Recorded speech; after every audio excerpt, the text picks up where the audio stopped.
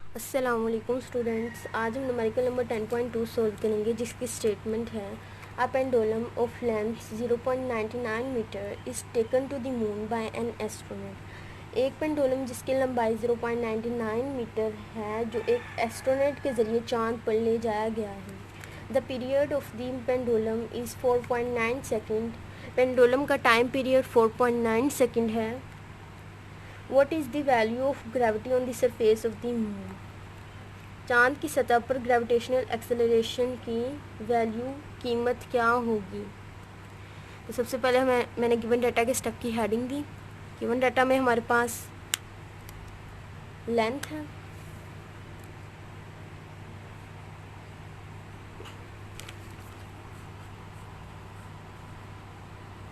Length of pendulum 0.99 metre. इसके बाद pendulum का टाइम पीरियड है।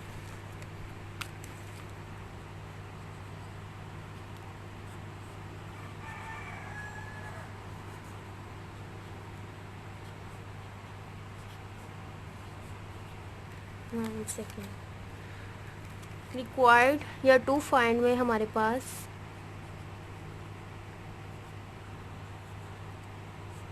यहाँ पर हम स्टेप रिक्वायर्ड भी लिख सकते हैं, यहाँ पर हम टू फाइंड भी लिख सकते हैं।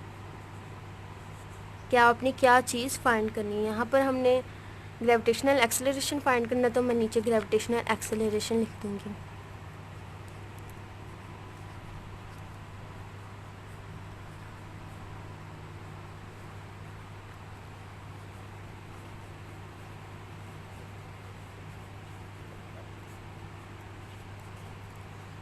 एक्सेलरेशन हमने फाइंड करना।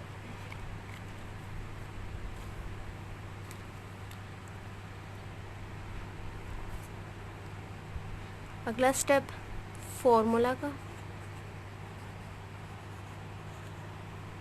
हमने ग्रेविटेशनल एक्सेलरेशन मून की फाइंड करनी है, तो हम यहाँ पर GM लिख सकते हैं, ताकि एक डिफरेंस हो जाए कि हम किसकी ग्रेविटेशनल एक्सेलरेशन फाइंड कर रहे हैं।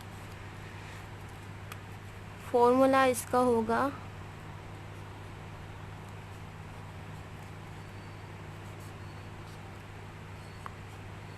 मैं फॉर्मूला के स्टेप में ही टाइम पीरियड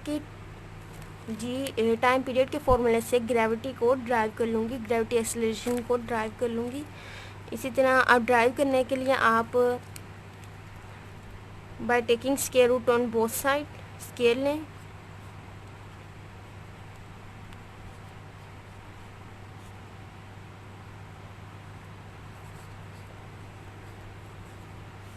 ये मैंने आपको न्यूमेरिकल नंबर 1 में भी समझाया है, पर न्यूमेरिकल नंबर 1 में हमने लेंथ को फाइंड किया था। यहाँ पर हमने ग्रेविटी फाइंड करनी है, ग्रेविटेशनल एक्सेलरेशन के फॉर्मूला ड्राइव करना है। 4π² t², इसके ऊपर से स्क्वायर रूट ख़त्म हो जाएगा। और इस तरह यहाँ पर मैं आपको लिख के दिखा देती हूँ। हम जब स्क्वायर रूट को खोलेंगे तो हमारे पास आएगा 1/2, और ये 2 से कट गया, तो यहाँ पर L by length by gravity रहेगा।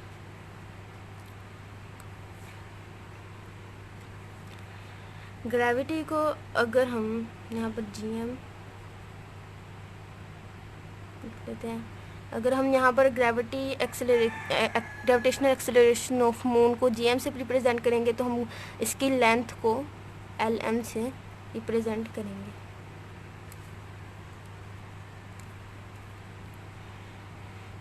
यहाँ पर gravitational acceleration of moon divide हो रहा है, वहाँ पर जाकर मल्टीप्लाई,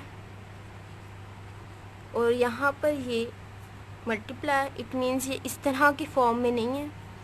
तो ये अगर इस तरह की फॉर्म में होता है तो हम इसे कहते हैं डिवाइड की फॉर्म में है, तो वहाँ जाके मल्टीप्लाई। तो यहाँ पर मल्टीप्लाई की फॉर्म में है, तो वहाँ जाकर डिवाइड हो जाएगा, L/t²। ये हमने फॉर्मूला ड्राइव कर लिया है ग्रेविटेशनल एक्सेलरेशन ऑफ मून का, 4π² multiply length by time period का स्क्वायर। कैलकुलेशन के स्टेप में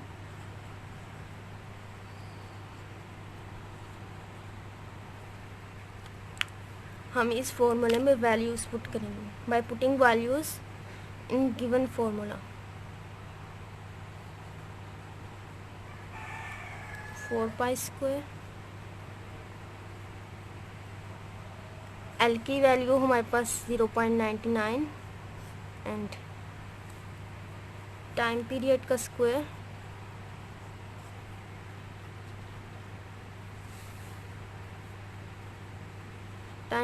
स्क्वायर लेते हैं तो हमारे पास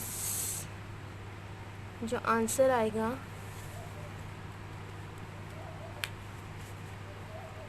वो होगा 24.01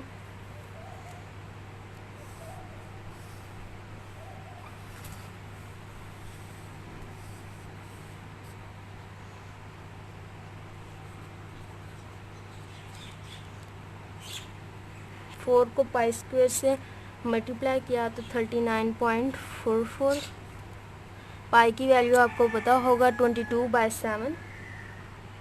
तो अगर हम इसको डेसिमल की फॉर्म में लिखें तो इसकी वैल्यू होती है 3.14 मल्टीप्लाई बाय 0.99 24.01 39.44 को मल्टीप्लाई किया 0.99 से तो हमारे पास आंसर आया 39.05। इसको डिवाइड कर देना स्क्वायर टाइम पीरियड के स्क्वायर से डिवाइड किया तो हमारे पास वैल्यू आती है 1.63। अब ग्रेविटी का आपको यूनिट पता होना चाहिए। ग्रेविटी का यूनिट है मीटर पर सेकेंड। कुछ स्टूडेंट्स को इस स्टेप में फॉर्मूले को ड्राइव करने में मुश्किल हो रही है तो उनके लिए मैं आपको कैलकुलेशन दोबारा करके दिखाऊंगी कि अगर आप चाहते हैं कि मैं अपने फॉर्मूले को ड्राइव ना करूं और सिंपली बस ये फॉर्मूला लिखूं और कैलकुलेशन में जाकर इसके अंदर वैल्यूज पुट कर दूं, तो उसके लिए मैं दोबारा कैलकुलेशन करके दिखाती हूँ।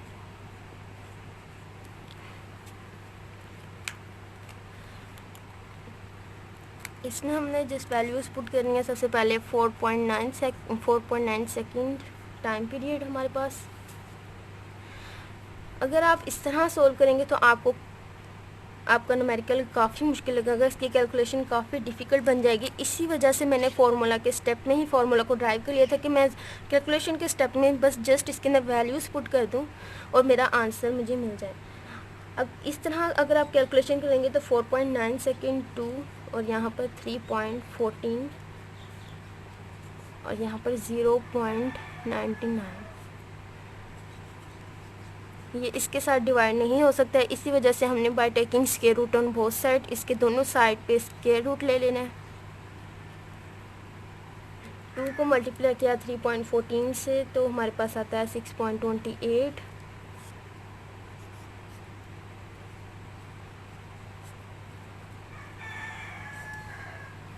स्क्वायर। 6.28 का स्क्वायर लिया तो हमारे पास आया 39.44 मल्टीप्लाई बाय इसका स्क्वायर रूट ख़त्म हो गया। 4.9 का स्क्वायर लिया था हमारे पास, यहाँ पर हमने पहले भी स्क्वायर लिया हुआ है, यहाँ पर 24.01।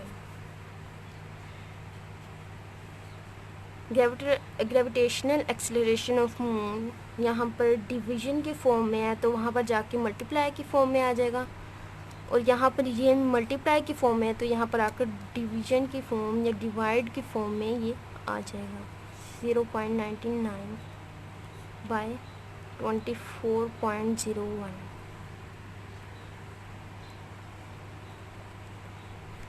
इसको यहाँ डिवाइड किया इसके साथ तो सबसे पहले हम यहाँ पर मल्टीप्लाई कर लेते हैं। मल्टीप्लाई करके हमारे पास यहाँ पर ऊपर भी 39.05 था, इसको डिवाइड किया 24.01 से तो हमारे पास आंसर आया 1.63। इसके साथ हमने इसका यूनिट लगा देना है मीटर पर सेकेंड। ये था हमारा न्यूमेरिकल नंबर 10.2। मूव करते हैं न्यूमेरिकल नंबर 10.3 की तरफ।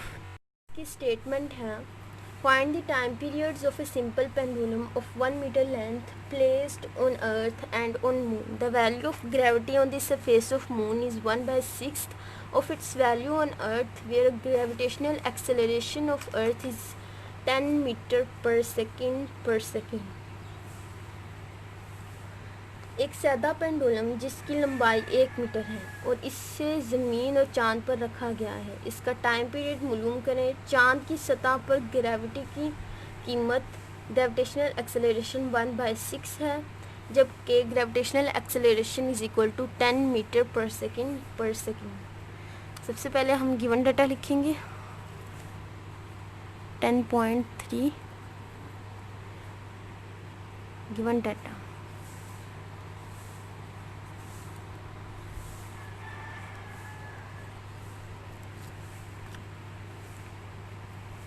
गिवन डाटा में हमारे पास सबसे पहले लेंथ है पेंडुलम की,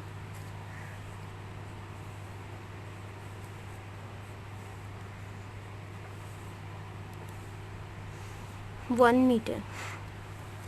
इसके बाद ग्रेविटेशनल एक्सेलरेशन ऑफ अर्थ है,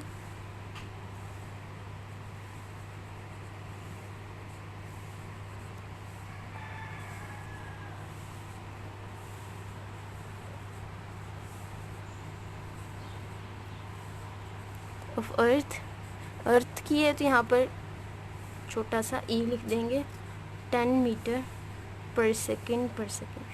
और यहाँ पर ग्रेविटेशनल एक्सेलरेशन ऑफ मून है,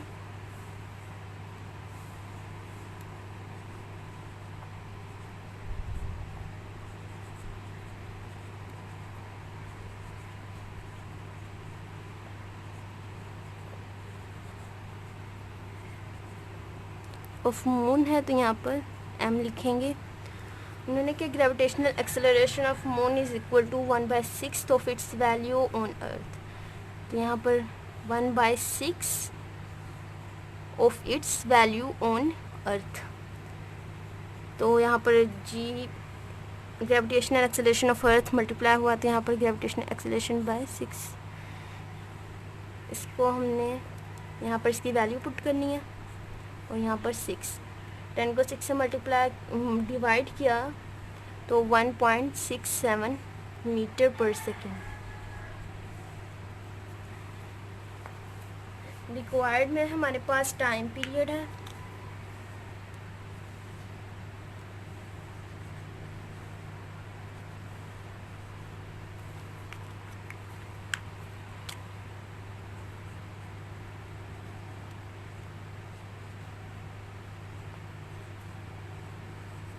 टाइम पीरियड फाइंड करना है हमने on the surface of moon and on the surface of earth, यानी कि यहाँ पर लिखा हुआ था आपके न्यूमेरिकल की स्टेटमेंट है, स्टेटमेंट में placed on earth and on moon. It means हमने टाइम पीरियड फाइंड करना है on earth and moon.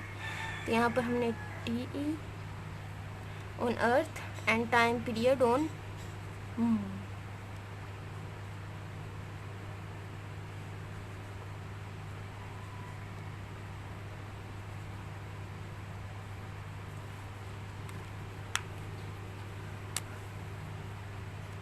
Formula में हमारे पास टाइम पीरियड का फॉर्मूला आ जाएगा,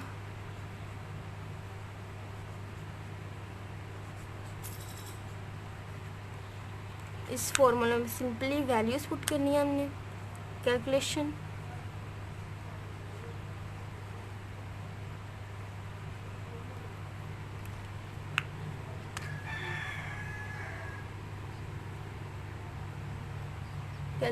में हमने इसमें वैल्यूज पुट करनी है।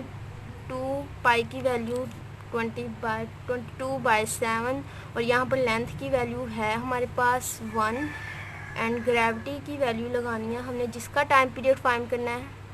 अगर हमने अर्थ का फाइंड करना है टाइम पीरियड तो यहाँ पर हमने ग्रेविटेशनल एक्सेलरेशन ऑफ अर्थ लगानी है या अर्थ पुट करनी है। और अगर हमने मून का फाइंड करना है टाइम पीरियड तो हमने यहाँ पर ग्रेविटेशनल एक्सेलरेशन ऑफ मून लगानी है। तो यहाँ पर मैं अर्थ का फाइंड करने लगी तो यहाँ पर मैं TE and it means time period of earth 2 pi L/2 GE। इसमें वैल्यूज़ पुट कर देते हैं। 2 पाई के वैल्यू 33.4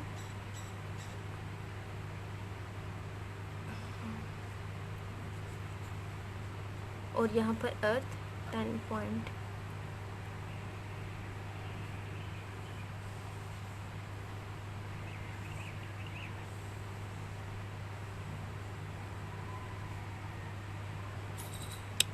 वन को 10 से डिवाइड किया तो हमारे पास आता है 0.1।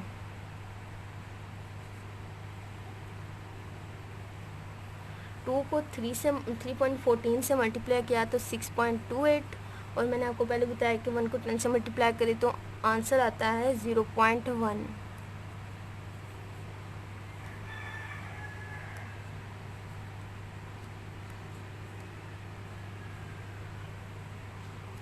ज़ीरो पॉइंट वन का स्क्वायर रूट ले लें।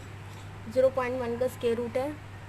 आप जब अपने कैलकुलेटर पर सोल्व करेंगे तो 0.16 आएगा। इसको हमने मल्टीप्लाई करना है 6.28 से।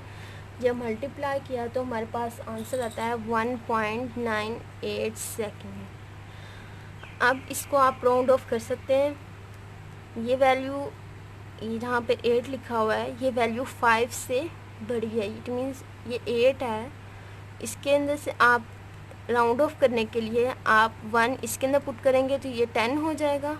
यहाँ पर आ जाएगा 0 और ये 10 था तो यहाँ पर एक कैरी चला गया तो 1 + 2.0। तो 2.0 को हम 2 लिख सकते हैं, 2 सेकेंड। ये हमारा टाइम पीरियड है ऑन अर्थ। अब by putting values in given formula, अब हमने चांद के लिए फाइंड करनी है। चांद के लिए जब फाइंड करनी है तो यहाँ पर m 2 पाई, जहाँ पर हमने ग्रेविटेशनल एक्सेलरेशन ऑफ अर्थ लगाई थी, यहाँ हमने gravitational acceleration of moon put करनी है। बाय पुटिंग वैल्यूज़ इसमें वैल्यूज़ पुट करते हैं। पाई की वैल्यू यहाँ पर लिखनी है। अगर आप चाहें तो यहाँ पर इस तरह ना लिखें, आप डायरेक्ट यहाँ पर इसकी वैल्यू लिख लें, क्योंकि हमने पहले भी जब फाइंड कर ली है इसकी वैल्यू तो हम यहाँ पर 6.28 डायरेक्ट लिख लेंगे। लेंथ हमारे पास 1 और 1.67 हमारे पास ग्रेविटेशनल एक्सेलरेशन ऑफ मून है। 1 को डिवाइड किया 1.67 से तो हमारे पास आता है 0.605। इसको मल्टीप्लाई कर देना है 6.28 से। 28 से मल्टीप्लाई किया 6.28 से तो हमारे पास आंसर आता है 4.86 सेकेंड। इसको भी हम राउंड ऑफ कर सकते हैं, 4.9 सेकेंड हो गया। इसने एक कैरी दे दिया इसे, तो ये 8 से 9 हो गया। और ये था हमारा न्यूमेरिकल नंबर 10.3।